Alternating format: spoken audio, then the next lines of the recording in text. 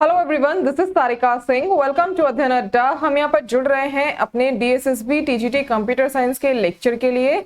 आप लोगों को टाइमिंग्स पता ही है, अब मुझे रोज रोज आपको टाइमिंग्स बताने की जरूरत नहीं है। 9:30 से आप लोग का यहाँ पर ये बैच चल रहा है आपका टीजीटी कंप्यूटर साइंस के लिए। तो यहाँ पर हम आपके लिए जो सीरीज लेकर आ रहे हैं वो बहुत ही ज़्यादा इंपॉर्टेंट होती है आपके एग्जाम के पॉइंट ऑफ व्यू से। यहाँ पर जो क्वेश्चंस हैं वो एकदम चुनिंदा क्वेश्चंस का एक पैकेज यहाँ पर आपको मिल रहा है जो आपके एग्जाम में पूछे जा सकते हैं और पिछले जो एग्जाम्स हुए हैं उनमें पूछे भी गए हैं। ठीक है, तो आपके लिए यहाँ पर कुल मिलाकर आपके लिए जो लेक्चर्स हैं ये बहुत ही ज़्यादा आप लोग के लिए हेल्पफुल होंगे आपके एग्जाम के लिए। तो चलिए शुरू करते हैं यहाँ पर अपना सीरीज का पहला question. And the first question is a set of instructions provided to a computer system to perform a specific task? इनमें से कौन सा है एक सेट ऑफ इंस्ट्रक्शन कहलाता है जो किसी स्पेसिफिक टास्क को परफॉर्म करने के लिए काम आता है या प्रोवाइड करता है कंप्यूटर सिस्टम को। तो यहाँ पर आपको बताना है एल्गोरिथम है, स्टेप्स कहलाता है, प्रोग्राम या फिर स्यूडो कोड कहलाता है। तो इसमें क्या आएगा आपका, ये प्रोग्राम आएगा। ठीक है, क्या आएगा, प्रोग्राम क्या होते हैं, एक सेट ऑफ इंस्ट्रक्शंस होते हैं या फिर आप जिन्हें कोडिंग कह देते हैं वो होता है प्रोग्राम, और क्या करता है कंप्यूटर में कोई स्पेसिफिक टास्क करने के लिए ये बनाए जाते हैं। ठीक है, next question. The process of sub dividing a computer program into separate sub programs is also known as. Process है किस चीज का, सब डिवाइडिंग का computer program into computer program किस में सब डिवाइड होते हैं, सब प्रोग्राम्स में, सेपरेट सब प्रोग्राम्स में। मतलब कि एक ये पूरा प्रोग्राम है और इसको आप किस में डिवाइड कर रहे हैं, सब प्रोग्राम्स में डिवाइड कर रहे हैं। कुछ इस तरीके से मैंने तो यहाँ पर बॉक्सेस के थ्रू से दिखा दिया है, बट यहाँ पर कोडिंग आपकी डिवाइड होती है। ये किस नाम से जाना जाता है, modular programming, driven programming, object based programming या ऑब्जेक्ट ओरिएंटेड प्रोग्रामिंग। तो ये किस नाम से जाना जाता है, आपका मॉड्यूलर प्रोग्रामिंग के नाम से जाना जाता है। ठीक है, इस इवेंट को क्या कहते हैं, हम मॉड्यूलर प्रोग्रामिंग कहते हैं। ठीक, next. Most high level language GUI, APIs, OWL, MFC, TurboVision, etc. use programming to embed basic features into every program. ये जो मोस्ट हाई लेवल लैंग्वेजेस हैं ये किस लिए यूज की जाती हैं, किसी हर एक प्रोग्राम में एक बेसिक सा फीचर एम्बेड करने के लिए। तो उसको हम क्या कहते हैं, modular, object based, object oriented या फिर इवेंट ड्रिवन। तो इसको हम क्या कहते हैं, इवेंट ड्रिवन कहते हैं। ठीक है, next. Which of the following programming technique do not support inheritance and dynamic binding? इनमें से कौन सा ऐसा प्रोग्रामिंग टेक्निक है जो इनहेरिटेंस और डायनेमिक बाइंडिंग को सपोर्ट नहीं करता है, object oriented, object based, event driven या फिर प्रोसीजर ओरिएंटेड। तो ये क्या होते हैं, आपके ऑब्जेक्ट बेस्ड प्रोग्रामिंग टेक्निक होती है जो डायनामिक बाइंडिंग और इनहेरिटेंस को सपोर्ट नहीं करता है। ठीक है, next question. Object oriented programming language model around and data rather than action and logic। इनमें से कौन सा object oriented programming language model है जो मतलब किसके अराउंड क्या है, जो डेटा और मतलब इनमें से आपको बताना है, ऑब्जेक्ट है, क्लासेस है, प्रोसीजर्स है, कीवर्ड्स है। तो क्या है यहाँ पर, objects and data rather than action and logic. ठीक है, next.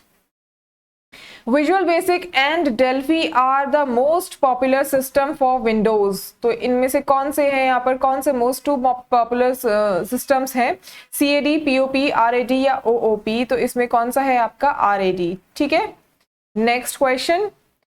Files are not meant to be used by themselves. इनमें से कौन सा है जो फाइल्स जो क्या नहीं होती है, अपने आप को खुद यूज नहीं मतलब होती है या करने देती हैं। ठीक है, standard EXE, active x EXE। तो इनमें से कौन सा है आपका एक्टिव एक्स DLL। ठीक है, next. It has an .ocx file extension. इनमें से किसका है जो आपका क्या एक्सटेंशन है जिसका .ocx एक्सटेंशन है, फाइल एक्सटेंशन है, किसका है, एक्टिव एक्स कंट्रोल का, एक्टिव एस डॉक्यूमेंट का, IIL एप्लीकेशंस का या एक्टिव एक्स DLL का। तो ये किसका है आपका, एक्टिव एक्स कंट्रोल का। ठीक है, किसका, एक्टिव एक्स कंट्रोल का। Next question. Visual basic is a tool that allows you to develop application in। Visual basic एक टूल है जो आपको अलाउ करता है एप्लीकेशन में डेवलप करने के लिए, किस में, real time, graphical user interface, character user interface या नन ऑफ अबव। तो ये किस में करता है, ग्राफिकल यूजर इंटरफेस एप्लीकेशन में डेवलप करने के लिए अलाउ करता है। ठीक है, next. In visual basic is the extension to represent project file. इनमें से विजुअल बेसिक में जो प्रोजेक्ट फाइल रिप्रेजेंट होती है उसका एक्सटेंशन क्या है, तो उसका एक्सटेंशन क्या है आप लोग लगा सकते हैं .vbp, ठीक है, विजुअल बेसिक।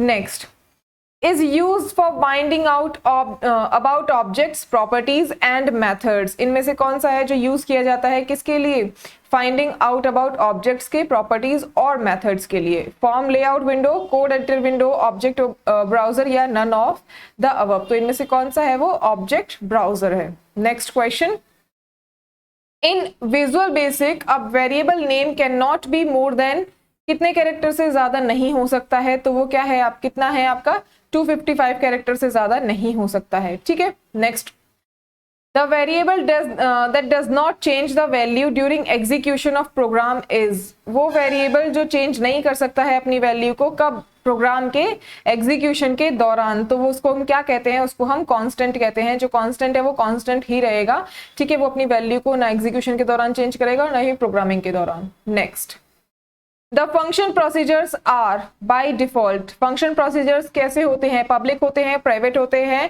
प्रोटेक्टेड होते हैं, नन ऑफ द अबव होते हैं। तो फंक्शन जो प्रोसीजर होते हैं वो कैसे होते हैं, पब्लिक होते हैं बाय डिफॉल्ट, ठीक है। Next, is the data type that can be used to declare a text of maximum 10 million characters। इनमें से कौन सा ऐसा डेटा टाइप है जो 10 मिलियन से ज्यादा कैरेक्टर्स को क्या कर सकता है, टेक्स्ट के फॉर्म में डिक्लेयर कर सकता है, तो वो कौन सा है, इसमें से स्ट्रिंग, ठीक है। स्ट्रिंग में आप 10 मिलियन से ज्यादा कैरेक्टर्स को डिक्लेयर कर सकते हैं। Next, in we can write code, कौन सा इनमें से है जिसमें हम कोड लिख सकते हैं, तो इसमें किस में लिख पाएंगे आप, कोड एडिटर विंडो में लिख पाएंगे, ठीक है। सेम यहाँ पर क्वेश्चन से मैचिंग आपका आंसर हो गया। Next question, mouse down event takes place when you, mouse down जो इवेंट है वो कब होता है, क्लिक द लेफ्ट माउस, जब हम लेफ्ट माउस पर क्लिक करते हैं, या फिर प्रेस द माउस बटन, जब हम माउस को प्रेस करते हैं, या फिर mouse is moved over the control, या ऑल ऑफ द अबव। तो कब होगा ये, जब हम माउस को प्रेस करते हैं, ठीक है। Next,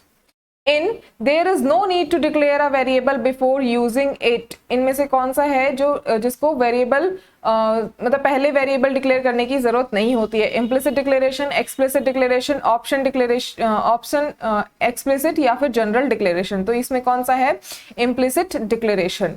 next question, in scope variables are available only to the module in which they are declared, इनमें किसके पब्लिक, प्राइवेट, मॉड्यूल या स्टैटिक, कौन से उसमें स्कोप में आप वेरिएबल्स को क्या करते हैं, available only the module which they are declared, ठीक है, जो डिक्लेयर्ड है, तो कौन सा होगा इसमें, स्टैटिक, ठीक है।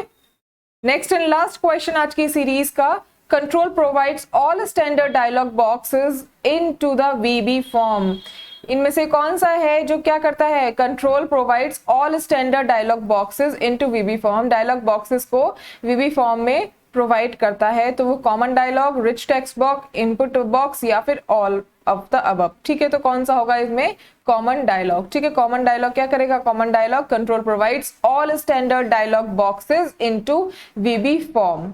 तो यहाँ पर आप लोगों के लिए जितनी भी आप लोग की क्वेश्चन सीरीज है वो आप लोगों के लिए बहुत ही ज्यादा इंपॉर्टेंट है, तो आप लोग हमारे साथ यहाँ पर डेली इस लेक्चर को ले सकते हैं, जुड़ सकते हैं हमारे साथ और अपनी प्रैक्टिस को यहाँ पर अच्छी तरीके से कर सकते हैं, ठीक है।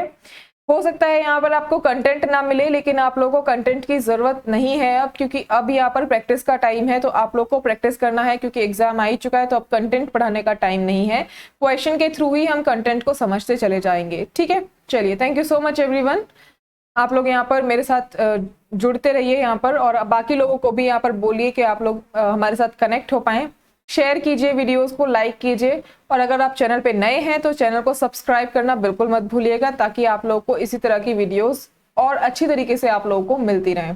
Thank you so much everyone.